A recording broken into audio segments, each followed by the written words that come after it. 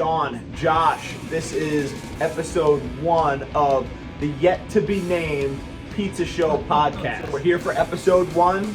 Josh Sickles, Sean Jafarjian, I own a slice of New York. We're here at Rockaway Pizzeria.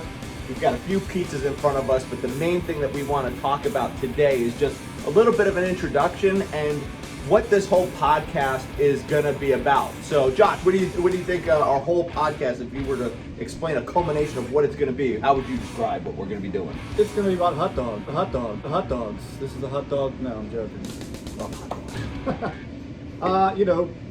Pizza and the various forms it comes in, and the ways that we love to do it, and all of the science, craft, and blood, sweat, and tears behind an artisanal pizza shop.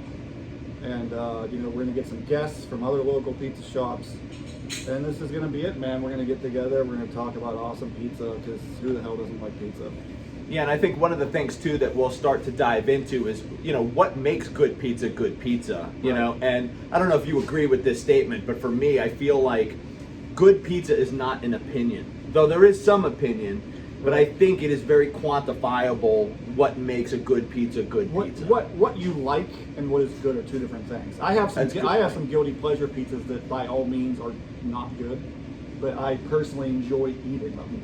Right. But if we're talking about this, because there is a science to pizza. If we're talking about the science of pizza, then you can use terms like good and bad pizza, because there's a standard of quality of ingredient that's used in some shops, and unfortunately not enough, that would constitute a really good pizza from a not so good pizza. Yeah, and I think it's possible to make a bad pizza with good ingredients.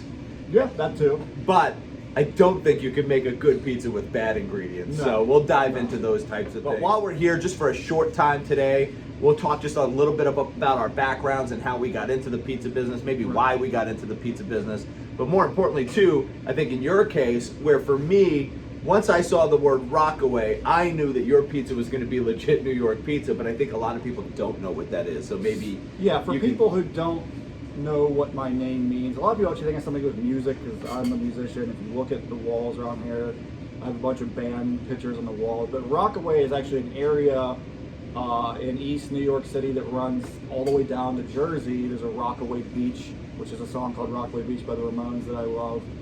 So it's an area of New York.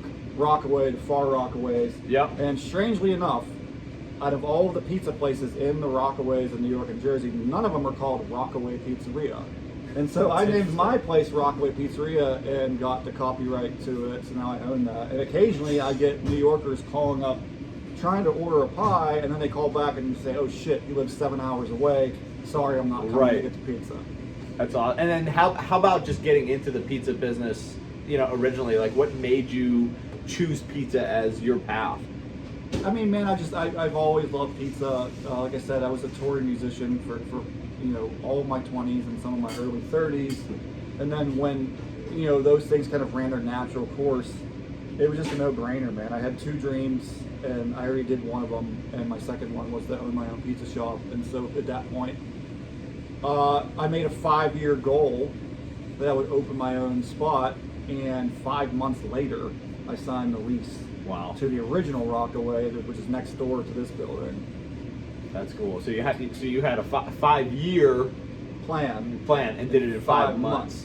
And I was still pretty terrible at making pizza, even when I opened the first one. Yeah. But I used really good stuff, so it kind of goes back to what we were talking about. Yeah. Using really good ingredients is a lot of the battle.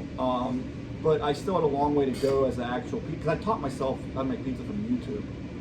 I never worked as a pizza maker anywhere, and I just, I kind of have this tendency to, when I do something that I want to do, I go 1,000% into it. Many hours, like you said, after work, watching videos on YouTube of other people making pizza. Just diving into and absorbing everything like a sponge that I could about what it takes to make great pizza, and particularly New York style pizza. Yeah, and it's funny you say that too, because my plan was always to have a pizzeria myself, but for me it wasn't supposed to happen until I retired. So this was going to be my 55 and beyond type thing. Right out into the sunset owning a pizza shop. And then during the pandemic and being stuck in my home office staring at the ceiling, where I loved my previous career, but the pandemic ended up just being the perfect catalyst for me to be able to quit my job and just kind of go for it. And that's how A Slice of New York was born, was kind of on a whim, and I really wasn't ready when I started. Like, even like what you just mentioned, when I look back on the pizzas that I made a year and a half ago to the pizzas that I'm making now, they are vastly different. But just like to your point with watching YouTube, that's a lot of how I learned, and I was fortunate to have some really great food mentors. But I still, to this day, every single night when I get home, the first thing I do is I sit on the couch and I watch pizza making YouTube videos. And it never ends, man. The quest to make the perfect pizza. And I hope no one ever finds the perfect pizza. Because then what's to strive for after that? Exactly. I don't think it exists. I think the point is, and I got this from somebody else, was that I'm always just trying to make tomorrow's pizza a little bit better than it was today. Yeah. And if I can continue to do that, the pizza will continue to progress. So in front of us here, we've got 3 different pizzas. We've got a traditional classic New York pie. We've got something that's called a grandma pie, which some are unfamiliar with. And then we have kind of an artisanal version of a classic Sicilian pie.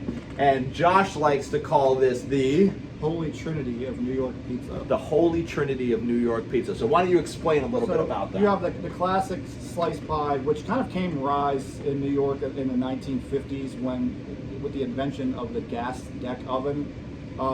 Traditionally, when Italian immigrants came to Ellis Island at the turn of the century, New York pizza was coal-fired. And then throughout the early parts of the 20th century, people started inventing like new ways to bake pizza. And then when the 1950s gas deck ovens came out, is really when this type of large, foldable, pizza that you might recognize from like the Ninja Turtles, the classic 8-cup pie, became synonymous with pizza throughout the world. And this is like what people refer to as the classic New York slice. The grandma pie is also a pizza that was invented in the 1950s, some say by a place called Umberto's on Long Island. And it's a pan pizza, but it's thin crust compared to a thicker Sicilian. And it's called a grandma pie because it's generally simple ingredients, fresh Italian tomato sauce, garlic, basil, some cheese, and some olive oil on it. So you can see this. It's gorgeous. Fresh mozzarella, basil. It's a pan pizza. It's thicker. It should be about twice as thick as the slice, and the Sicilian is about 4 to 5 times thicker. Right. Than the rest of them. Sideways view of that. We cooked this first, and that cheese settled up a little bit. But a lot of people don't realize that New York pizza is synonymous with thin, big slices, but the Sicilian is very much a New York pizza as well.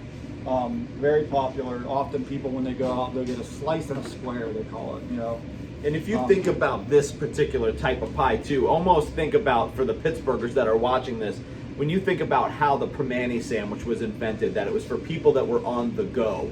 One of the reasons for the big slices was that again, you can fold it and you can move around and eat this. So you could walk on the street. You're a busy, Madison Avenue, office worker. You can grab a slice, walk and eat your lunch, and get back to work in time, amongst the bustling streets, just like the Primanti sandwich. Pizza, very much in New York, is a everyman's food, working class. It's funny, in New York you'll see a $1 billion hedge fund manager with his tie around his back eating a slice over a garbage can next to a construction worker, and everyone's out there eating their slices, some orange oil dripping down the arm, and it's $2.50 for a slice, and that's it, man. It's become the average American family is one pizza a week. And it's like Italy defined it, but Americans, I don't want to say refined it, but we put it on a map worldwide in a way that, pizza is just most people's favorite food now. I mean, and think about it too, like if you're a struggling family, right, you can essentially feed a family of 4 for what, $15? On average. I think mine are a little bit more expensive. for my regular pie, but between that $15 and $18 range, I mean, you can barely feed a feed family two for it. people at Taco Bell for that now. Yeah, Yeah. McDonald's, my go-to meal's $12, Right. for myself, let alone a family of I don't eat four. McDonald's. That's So just terrible. I do love me some cheeseburgers. But so that's just a little bit about us and kind of how we got into this business. And again, moving forward and going into this podcast, again, we're going to get into some recipe type stuff. We'll try different types of pizzas. We'll do some experimentation. But more importantly, I think talking to other pizza makers, getting an idea for how and why they do things is going to be the most important thing. Home baking tips for you guys. I started out as a home baker in a shitty electric oven. Any aspiring people that want to learn how to make dough at home, we'll help with that type of stuff. Absolutely. We'll get behind the science of what makes pizza good, and in particular, what makes pizza like Sean and I make and some other shops in Pittsburgh, what makes it different than most of the pizza that you'll run into in Western PA. Absolutely, yeah, because it is very different. And again, I'll never say, and I think you'll agree with this, that our pizza is better or worse than anybody else's, but it is very different. Though Josh is about to win the best pizza in Pittsburgh coming up, so I guess we can officially say his is better than everybody else's. But vote for me on Pittsburgh Today Live in the finals. If you care about moving the state of Pittsburgh pizza forward, which myself and Sean and some other great pizza shops in Pittsburgh are trying to show people what pizza can be. We know pizza in Pittsburgh as one thing for a very long time, and most Yinzers, it's like, and I'm a Yinzer myself, I'm born and raised here. This guy's a Bronx guy. I am not a Yinzer. Most Yinzers know pizza as one thing, and there's a newer crop generation of pizza makers. They're trying to expand, what pizza can be in this region. Awesome. So again, keep tuning in. Please subscribe to the channel. Right now, I have the channel named a certain way. I'm going to change it to the one day to be named Pizza Show Podcast. That is the name. If you guys got some ideas on what we should name this podcast, put it in the comments below. But make sure you hit the like button. Make sure you hit the subscribe button. Make sure you hit that little bell icon that's somewhere over here or over here or over here. And this way you'll get notifications. But let's dive into some of this pizza. I've had this a million times. I've not had your grandma, so I'm going to dive into that. And we'll just leave this rolling while we're eating, but you and I can just pretend that that's not even I've there. never had his Sicilian, so we're going to try Sicilian. That holds up nice. There you go. It's weird because I'm a folder, I still have to give it a little pinch. The fresh mozzarella. Creamy. The crust is great. It's thick, but light, airy, very crispy on the bottom. You're gonna got yourself some trouble, man, with this part. It's gonna fill you up, but the way it's fermented, it's not gonna sit in your stomach like a brick. Great crust. Thank you. This is outstanding. Nothing worse than when you spent all that time baking a pizza, you try to get out of the pan, and it sticks to the pan, and you end up ripping it. That's what, in Vegas, I was a little worried about Eddie. I was watching him compete. And Eddie Hampton, 412, took first place in the non-traditional category, but when he took his pizzas out of the oven, he was having a hard time getting them out of the pan. So I was a little nervous for him, but fortunately, he hit the sweet spot. Yeah. Got it to pop. Shout out to Eddie. He'll be on too. Yeah, we'll get Eddie on. I'd like to get the Patrick from Gus Franco's. He's a good dude. Wood fire guy. This one has a nice, Oh yeah. nice crumb on that. I like that amount of cheese. I've been going a little heavy by accident lately. So. I've been noticing your pies are saying they're heavy. On this you need it. This you need to, yeah. It's a good amount of cheese. Another ounce or two. I like to get like a little bit of a pull going on it. When I pull it out, I want to feel a little bit of the mozzarella. Yeah, your sauce definitely has way more flavor aspect. Yeah, But mine is much more zesty. simple. Yeah. This one is overly.